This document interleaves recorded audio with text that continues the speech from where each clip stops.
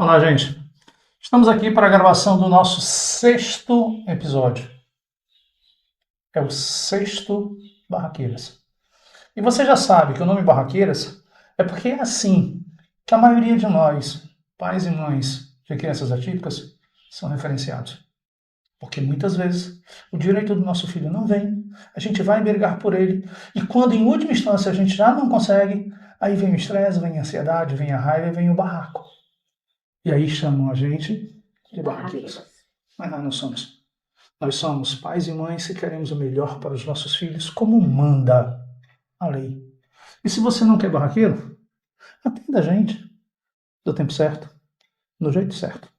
Ofereça aos nossos filhos o que eles têm por direito. E aí ninguém precisa ser barraqueiro. Mas se precisar, estamos aqui e vamos juntos. E desta vez nós estamos aqui com duas outras grandes barraqueiras. Barraqueiras queridas, barraqueiras amadas, barraqueiras educadas, barraqueiras maravilhosas. E para começar, eu queria que se apresentasse quem está aqui do meu lado direito. Você. Se apresente. Quem é você e qual a história do seu filho? Meu nome é Jusileide, eu sou a mãe do José Pedro. Meu filho ele tem autismo, TDAH e TOD. E assim, ele evoluiu muito, mas já foi bem mais difícil. Já sofri muito com isso. Qual a idade, Zé Pedro? Hoje ele tá com 11 anos. anos. Repetindo. TDAH, transtorno do déficit de atenção e hiperatividade. TEA, transtorno do espectro do autismo. E TOD, transtorno opositor desafiador. É coisa pra caramba para um menino de 11 anos. Aqui do meu lado esquerdo tem uma outra mãe, por quem eu tenho um carinho, admiração e respeito gigantesco. Se apresente, querida, e conte a história da sua filha. Eu sou a Camila, mãe da Helena Camila, hoje com 10 anos. Tenho TEA, o autismo, TDAH e o TOD. A Helena tenho tentado algumas coisas com ela, não está sendo fácil, mas que estão em busca de melhorar. E aí eu chamo a atenção. Eu já fiz muitas coisas na vida, algumas boas, outras nem tanto. E eu tenho convicção absoluta que nada no mundo é mais difícil do que educar filhos. Nada. Agora, educar filhos atípicos é muito mais difícil. O autismo exige muito. A hiperatividade também. Agora o TOD, gente. TOD é para doer. E a gente convive com isso todos os dias. E mais uma vez eu faço um convite para que você aí que está em casa, ainda que na imaginação, entre na pele destas mães. Viva um dia a realidade delas. Talvez você possa atendê-las melhor. Talvez você possa cuidá-las melhor. Talvez você possa facilitar a vida delas. Mas não é fácil. Ju, me diz como era o José há algum tempo atrás. O José era uma criança que eu chegava num lugar com ele, eu tinha que ficar num ambiente só eu e ele, porque se tivesse mais do que 4 pessoas, ele era agressivo, ele não ficava, ele batia, ele gritava. A gente tinha que ser o primeiro em tudo, porque o TOD dele e o TDAH é nível 3 de suporte. Então, é assim, bem complicado de lidar, bem complicado de ser manejado na hora que ele entra numa crise. Ele estando bem, não, ele é um menino maravilhoso, encantador, mas quando ele está em crise, é muito difícil de você conseguir regular ele. Esse era o José há uns anos atrás. Há uns anos atrás. E como é o José hoje? O José hoje é um encanto de pessoa. O José é acolhedor, onde chega faz amizade, todo mundo gosta dele, todo mundo gosta dele. Na escola atual que ele tá, ele beija e abraça todo mundo. Todo mundo, todo mundo. E ele, ultimamente agora ele tá dando aula, né, professor de uma vozinha que nós amamos muito. E ele sempre muito acolhedor, ele adora estar perto dela, abraçar, beijar, coisa que ele não era antes. Pois é, gente. José melhorou e não foi pouco. E essa melhora não veio de graça. Ela é fruto de um trabalho muito consistente, de uma terapia que dá resultados, e de todo um estilo de vida pelo qual a família passou a adotar. Família mais terapia melhora a vida de toda e qualquer criança, por qualquer que seja o transtorno que tenha acometido. José é outra pessoa. E a Lina? Conta aí como ela era, como ela está e principalmente como você quer que ela esteja. A Helena era. Não era tão difícil de lidar, mas também não tão fácil. Mas que realmente, depois que ela chegou aqui na Escola da Natureza, que foi tirado o celular, que eu tive convicção de que o celular era que prejudicava, então hoje a Helena tá bem, mas que realmente ainda estou em busca de melhorar um pouco com certos limites. E a verdade verdadeira é que esse trabalho não vai acabar nunca. Não.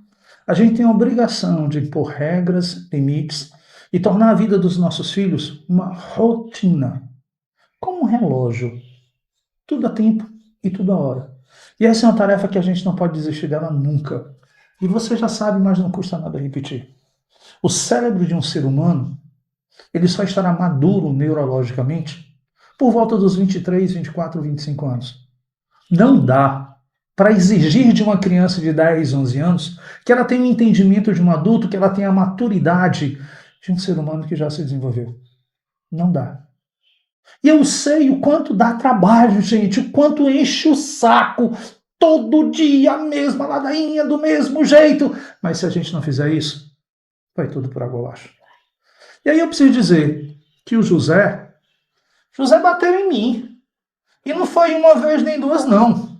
Ele deu na minha cara, ele deu cabeçada no meu nariz, ele quis dar uma pancada aqui embaixo, vocês sabem onde.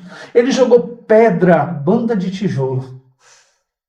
Só que nós não desistimos dele. E atenção, quem trabalha com crianças atípicas tem que estar preparado para apanhar, sim.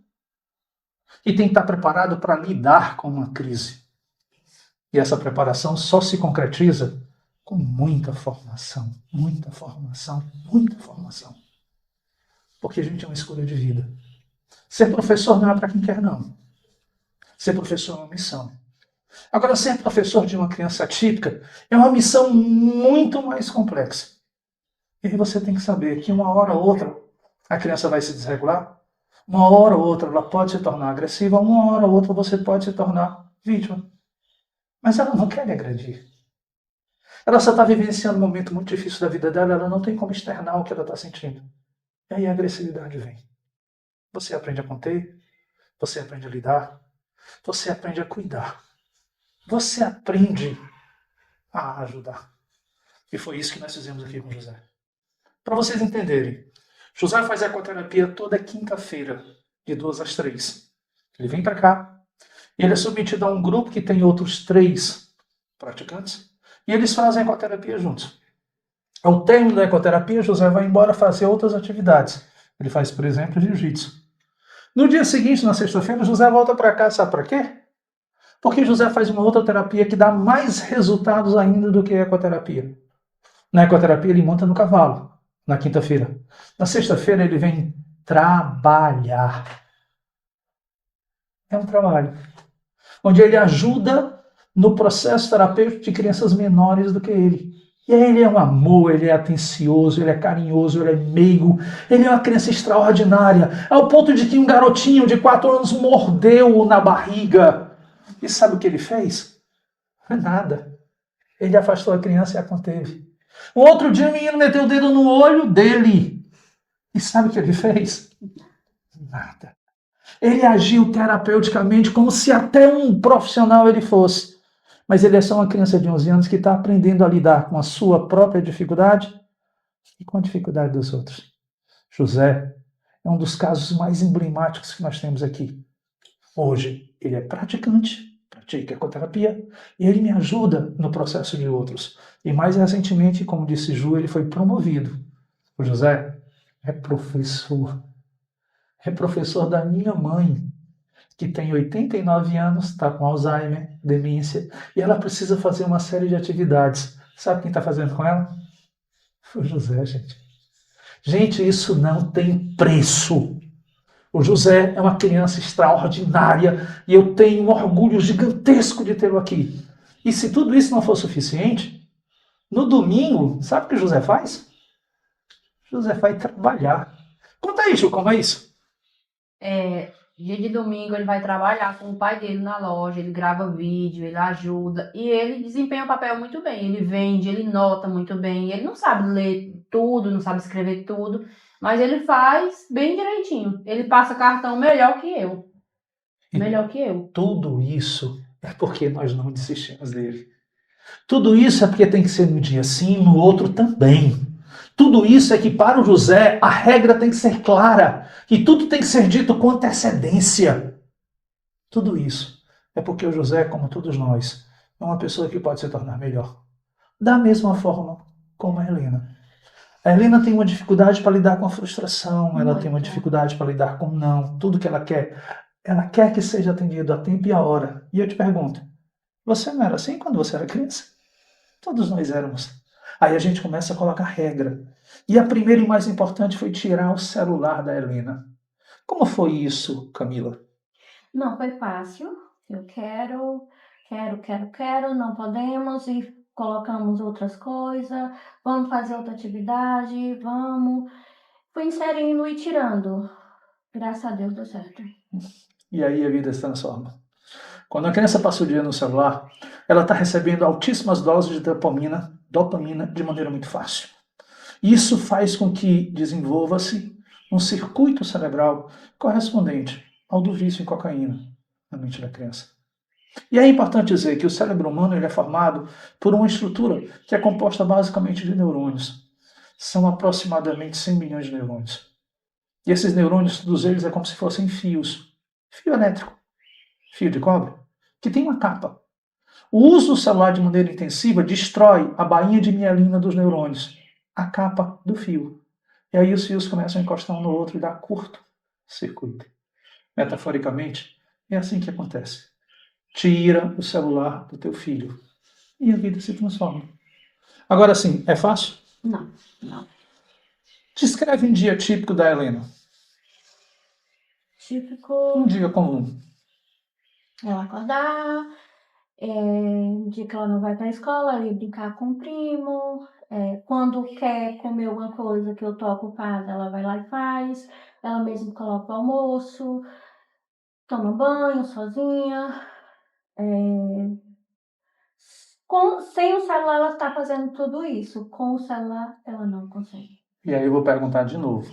Antigamente ela fazia tudo isso sozinha? Não. Olha que beleza, gente. Estava começando agora há pouco com algumas mães. E falando que muitas vezes a evolução dos nossos filhos, a gente não percebe. Parece que a gente esquece como eles eram. A Helena era 100% dependente. Tudo o que a Helena tinha a fazer era com a Camila. Hoje ela bota a mesa, hoje ela faz a própria comida, hoje ela ajuda na arrumação, hoje ela se tornando uma moça funcional. Mas, Camila, ela deixou de ter autismo? Não. Ela deixou de ter TDAH? Não. Ela deixou de ter o TOD? Não. E o que aconteceu? Teve melhoria, com dificuldades ainda na questão da frustração, de não aceitar o não, mas que tem melhorado. Mas tem melhorado muito, gente. Preste bem atenção. A Helena vai tomar banho sozinha. E quem tem filhos com autismo sabe que muitas vezes essa é uma hora de profundo estresse. A Helena se arruma sozinha. Gente, quanta mão de obra isso dá. A Helena ajuda nas tarefas de casa. E o que mudou, eu posso dizer com convicção. Foi você. Mães e pais, quando melhoram, por orientação, por conhecimento, eles ajudam na melhora dos filhos. E é esse um dos propósitos aqui na Escola da Natureza. Primeiro, celular zero. Nós não atendemos crianças que usam celular. Segundo, pais e mães passam por um processo de orientação parental. Isso faz com que a gente aprenda a lidar. E eu te pergunto, está valendo a pena? Muito. Por quê?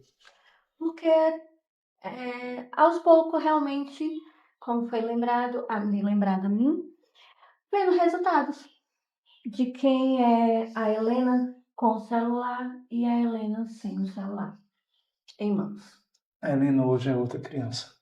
Agora, repito, ela vai ficar curada? Não. Nunca. Não tem cura. Mas tem tratamento. E ela pode se tornar cada vez mais uma menina mais funcional, capaz de ter uma vida. E o tratamento não é só com medicação e terapia, como bem falado. O senhor falou que é realmente nós pais temos que ajudar a não desistir e de realmente continuar lutando do não, da frustração, de tudo. Porque Freud disse que um ser humano, quando pequeno, que não é frustrado, não é reprimido, não é castrado, não é recalcado, ele não se torna um adulto saudável. E o papel do pai e da mãe não é dar tudo o que a criança quer. Ao contrário. O mais importante papel de um pai e de uma mãe é dar o não, quando precisa ser dito. Como é que você está fazendo isso com José? Ju? É bem complicado, mas a gente tem conseguido. É na hora que a gente vê que precisa do não, é dizer o não, por mais que ele não goste, por mais que às vezes se oponha, né? Porque o Todd tem essa questão de se opor muito, mas tem funcionado. Tá dando certo. E mais do que isso, tem surpreendido a gente. Tem me dado muito orgulho mesmo. Eu fico assim emocionada quando eu vejo o tanto que ele evoluiu, porque para um menino que todos diziam que ele não ia evoluir, que eu ia prender ele dentro de casa, porque ele não ia evoluir, porque um dia eu ouvi de uma professora que eu estava criando um monstro. E hoje eu vejo que não é. Meu filho não é um monstro, meu filho evoluiu muito, meu filho é tudo para mim. E eu preciso dizer que monstro é esta imbecil que se diz professora. Porque uma criatura que se diz educadora está numa sala de aula lidando com crianças atípicas e abre a boca, com todo respeito, para dizer uma merda dessa, ela tinha que ser exonerada da função urgentemente. Gente, a educação não é para quem quer, não. Antes de qualquer coisa, você tem que ter pelo menos empatia. Qual foi a empatia que essa filha de uma égua teve ao dizer para uma mãe que ela estava criando um monstro? Mas eu lhe digo, professora, José não é monstro, não. Talvez a senhora seja. E por falar nisso, você teve alguma outra dificuldade com a Helena nas escolas ao longo da vida dela? Tive no segundo e no terceiro ano, não foi tão incluída na sala, tempo de ser transferida de escola. Hoje, realmente, na escola, viram que a Helena é capaz. Hoje ela interpreta texto, não é tão boa em matemática, mas mais em português. Uma vez aconteceu da Helena bater na professora e eu cheguei lá, a professora dizer, mas não era para você ficar sabendo. Mas por que não era para mim ficar sabendo? Aonde é que está, sempre que é dito em reunião, família e escola? Porque se eu não faço as coisas para minha filha em casa, por que a escola está fazendo? Se eu coloco limite na minha filha em casa, por que a escola também não pode colocar? Então, onde realmente está a questão da parceria escola e família, que sempre é dita em reunião. Pois é. A bem da verdade, tá? Não vai funcionar. Não vai funcionar se não existir um tripé muito claro. Neste tripé tem que estar acima de tudo terapias. Terapias. E quem tem que estar envolvido nas terapias são criança, a família e os educadores. Precisamos promover apoio emocional para os profissionais de sala de aula que estão todos, ou adoecidos ou adoecendo. Mas além das terapias, precisamos muito, em muitos casos, medicamentos, fármacos. Mas muito mais do que isso. Precisamos de uma família funcional, de uma família tranquila, de uma família serena, de uma família que tenha um entendimento de quais são as dificuldades que a criança passa. E já que nós falamos de remédio, José está tomando algum medicamento? Tá. Quais? Ele toma o Neosine 2 vezes ao dia e toma sertralina. Todos Aqui. os dias. Ele toma porque ele melhora o humor, melhora a qualidade de vida dele. Porque o José sem medicação, o José não dá para viver, porque ele é muito irritado. Então, ele necessita dessa medicação para ele ficar bem. E é importante dizer que quem prescreve a medicação é o médico, É o médico. profissional de medicina. E eu tenho recebido aqui muitas mães que chegam para mim e dizem, doutor Raisson, o médico mandou eu tomar um remédio, mas eu não vou tomar não, porque eu não quero me viciar. Jesus amado. Amor, preste atenção. Se o médico prescreveu, ele estudou pelo menos 6 anos para fazer aquilo. 6 anos de faculdade, 2 de residência, mais não sei quanto de especialização. Ele sabe o que ele está fazendo.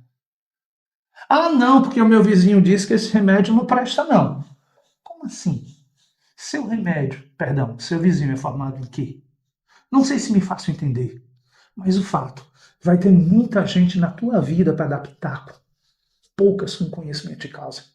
Se tu quer entender, procura quem de direito. Vem aqui, participa do grupo Mamifocane, um grupo de mulheres extraordinário que funciona como uma rede de apoio e que, entre outras coisas, promove formação e capacitação. Fala um pouquinho do Mamifocane, Camila. O Mamifocane surgiu entre 2 amigas, que veio 3. Realmente a gente tem buscado conhecimento, tem passar para as mães. A gente não tem mais escutado as mães porque o nosso filho é tratado. Nossos filhos têm acompanhamento e nós mães não. Então a gente tem se unido para fazer crochê no projeto Filhos de Cura. E assim a gente vai cuidando uma da outra, escutando, aproximando mais de busca de conhecimento para que a gente vá longe, sabendo do direito dos nossos filhos, das leis. E é isso, é um pouco do Mamifocane. Pois é um grande grupo de apoio que tem, entre outras tantas coisas, também, quando falta medicamento para uma e a outra tem, A gente faz a troca. A gente troca ou empresta ou doa quando a gente tem. A gente recebe e a gente doa. e é comum faltar? Muito. Como, por exemplo? Muito não, mas é comum faltar. Quando falta, a gente pede. Quando tem. Hoje posso emprestar um vidro até tu receber. E a Helena usa o quê como medicamento? Hoje a Helena está tomando a sertralina pela manhã, a ritalina para ir para a escola e a risperidona à noite para dormir, com a melatonina. E quem passou isso? A neuropediatra dela. Tá claro, gente. E a Helena tem a felicidade de ter um acompanhamento de uma neuro. Como é isso? A Helena, desde 2019, ela é acompanhada lá na Unicristos. Começou pela pediatria e hoje a Helena é acompanhada com neuropediatria, psiquiatria pediátrica, com uma nefrologista pediátrica, com a... Ai, fugiu o nome do médico. Endocrinologista, nutricionista, porque é muito bom lá na Unicristos acompanhamentos. E quanto você paga por isso? Nem um centavo.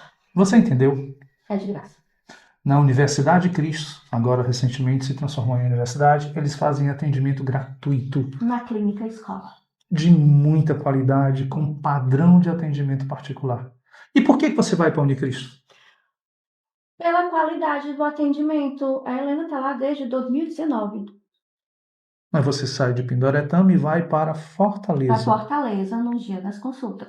O bom de estar lá é porque o acompanhamento é 6 meses, neuropediatria, então eu já saio de lá com uma data marcada. Mas eu te pergunto, e se tu tivesse tudo isso aqui em Pindoretama?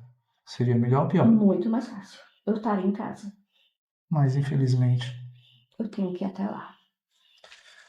A gente tem sido, muitas vezes, incomodado com o discurso de mães que não são atendidas, porque eventualmente não tem remédio, não tem atendimento, não tem consulta. Você já passou por isso? Já. Cita, como foi? Porque, assim, eu atualmente, o José é atendido mais no Pacajus. Porque aqui eu passei a última vez com o neuro, mas eu tinha passado uns 2 anos sem conseguir o retorno. Então, no Pacajus, quando eu consigo um retorno, é lá que ele vai. É atendido lá, pelo psiquiatra de lá. Porque sempre, de vez em quando, tem que passar, porque a medicação às vezes não está fazendo efeito, porque aumento de peso, por algum motivo. E tem que ter um retorno, porque só o psiquiatra ou o neuro que pode trocar a medicação ou aumentar a dose, essas coisas. E a medicação nem sempre tem. Quando não tem, eu tenho que comprar. Porque no caso do José, a medicação ele tem que tomar como se fosse um antibiótico. Tem que ser na hora correta, todos os dias. Porque se falhar um dia, ele já se desregula. Tem que ser todos os dias no mesmo horário. E aí você tem mais 2 casos aqui de mães que buscam atendimento fora do município onde residem. Isso significa custo, gasto, tempo. E muitas vezes no deslocamento daqui para lá, que quase sempre leva 1 hora ou mais, a criança se desregula porque tem que ir de transporte, e tem calor, e tem barulho, e tem a multidão. E nós sabemos que o adequado é que no nosso município tivesse todo esse atendimento. Seria mais fácil, Camila? Sim, sim. Tem dia que a Helena não quer ir, mas temos que ir. Você entende? A Helena tem o privilégio de ser atendida numa das melhores universidades do Ceará, das melhores do Brasil. Parabéns, Unicristo. Mas se não fosse Unicristo, como você estaria? Esperando. Esperando pelo neuro, esperando pela psiquiatria, como hoje ela está, sem psicólogo, sem atendimento psicológico. Então, esperando. E a espera na vida de uma criança é algo extremamente complexo. Uma criança atípica é mais ainda. E muitas vezes uma janela de 6 meses, 1 ano, a gente se espera por uma consulta, e aqui, em alguns casos, 2 anos. Gente, isso traz prejuízos incalculáveis. Tu imagina o que representa 1 ano na vida, por exemplo, do José, que tem 11. É muita coisa. Você já teve que esperar muito? Já. E como foi?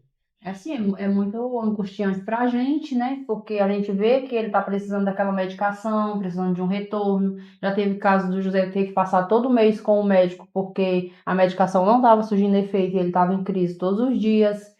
Então, é muito cansativo pra gente. Porque é muito fácil eu estar aqui hoje, eu tô aqui bem, tô sorrindo, mas por trás tem uma renúncia, tem um cansaço físico, mental, tem todas essas questões que a gente passa. Então, assim, é bem complicado. Só para deixar claro. Quando prescrita, a medicação tem que ser usada na hora certa, do jeito certo, da forma certa, na dosagem certa, e qualquer mudança pode provocar um problema mais grave. Mas quando falta? Quando não tem? E toda medicação precisa de ajuste. Com o passar do tempo, a criança vai crescendo, a massa muscular vai aumentando, o peso, o volume, e aí é necessário, muitas vezes, um ajuste na dosagem e, em alguns casos, uma mudança de medicamento.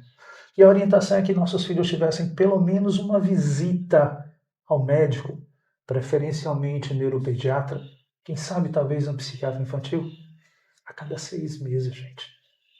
Porque em 6 meses muita coisa acontece.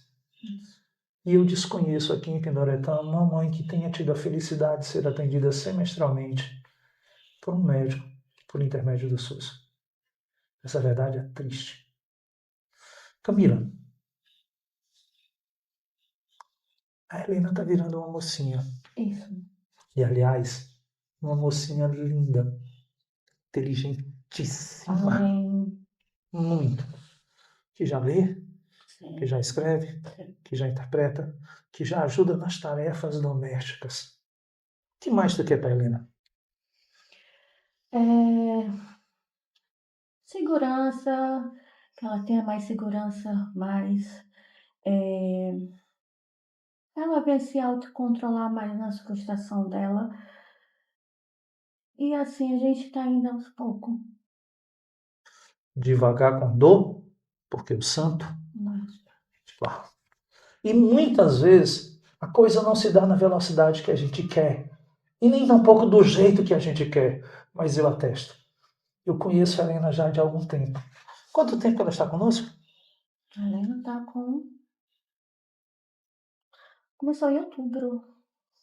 Tá recente. Vamos Mas já fazer tinha um um ano. conhecimento. Isso. Você Eu entende? conhecia ela antes. Em um ano de terapia com o cavalo, apoiada por todo o processo terapêutico que ela faz na Unicristo, a Helena transformou-se, não foi pouco, não. E às vezes a gente não consegue ver como ela era, porque a gente está sempre olhando para frente e esquece de olhar para trás. E a gente perde a percepção das mudanças. A Helena ainda não está do jeito que eu acredito que ela vai ficar, Como eu quero. mas que ela fez muito progresso. Fez. Fez. Na leitura, na escrita, na interação. Mas ela continua sendo uma menina de 11 anos. Típica. 10 anos. José vai chegar onde? Exatamente. Em nome de Jesus. Eu quero ver o José trabalhando, seguindo a vida dele sem precisar de eu estar perto. E estou trabalhando para isso. Estou correndo atrás para isso. Ju, o que o José faz aqui na sexta-feira? José trabalha. E no domingo? Ele trabalha com o pai dele. Então você já está vendo o José trabalhando. E ele ganha o dinheiro dele e compra as coisas dele. Ganha o dinheiro dele, obedece todas as regras, cumpre todas as normas e tem uma postura que é difícil de acreditar para um menino de 12 anos com Todd. Isso. Vem ver, gente. Vem ver. O trabalho enobrece. Agora, atenção. Nós não estamos fazendo exploração de criança, não, tá, gente? Esse trabalho é terapêutico. São 3 horas por semana de uma atividade onde ele aprende a se dar, a doar-se, a ajudar. E pela qual ele ainda tem uma compensação financeira. Olha que coisa boa.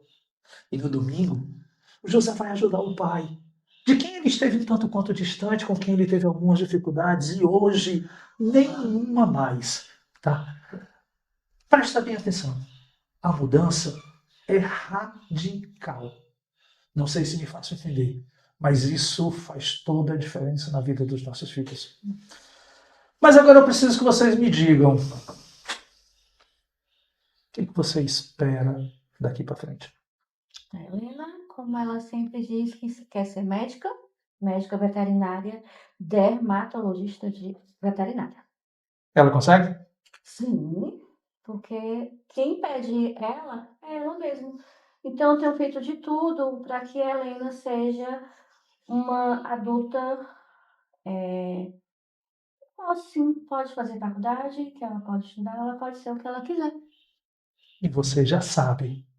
Existe uma quantidade cada vez maior de profissionais muito sérios, muito competentes, muito respeitados, que são pessoas atípicas. E só para constar, eu sou uma delas. Eu carrego um diagnóstico de transtorno do espectro do autismo, que vem associado do déficit de atenção e hiperatividade, que mais ainda traz também uma dislexia, uma disgrafia e uma descalculia. E se isso não for pouco, eu também tenho ansiedade e depressão. Meu pacote veio completo. E eu consegui chegar mais longe. Eu consegui fazer quase tudo o que eu me propus a fazer. Só foi difícil. Mas eu tive o apoio de uma mãe, como Camila, como Ju, que nunca desistiu de mim.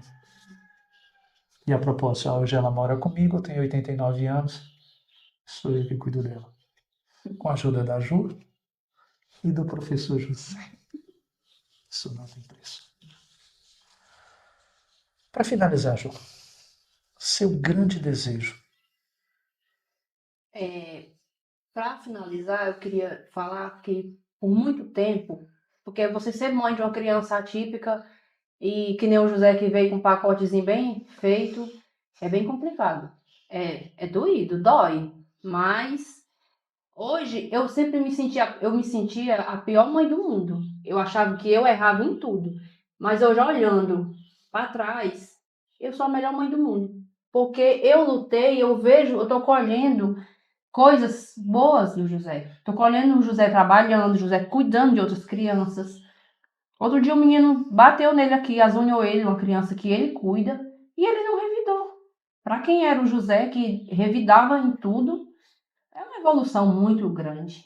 E eu espero, e eu acredito, e eu sei que ele pode ser quem ele quiser. E eu digo para ele isso todos os dias: José, você pode ser o que você quiser, na hora que você quiser. É tanto que ele fala assim: mãe, a senhora é mãe coruja. Mas é porque eu amo ele que eu luto por ele todos os dias. E eu não me arrependo e não me canso. E é por isso que está dando certo. Está dando certo. Agora, só quem sabe o custo disso é a mãe. Gente, respeita essa mãe. Gente, acolhe essa mãe. Gente, tenha empatia por essa mãe.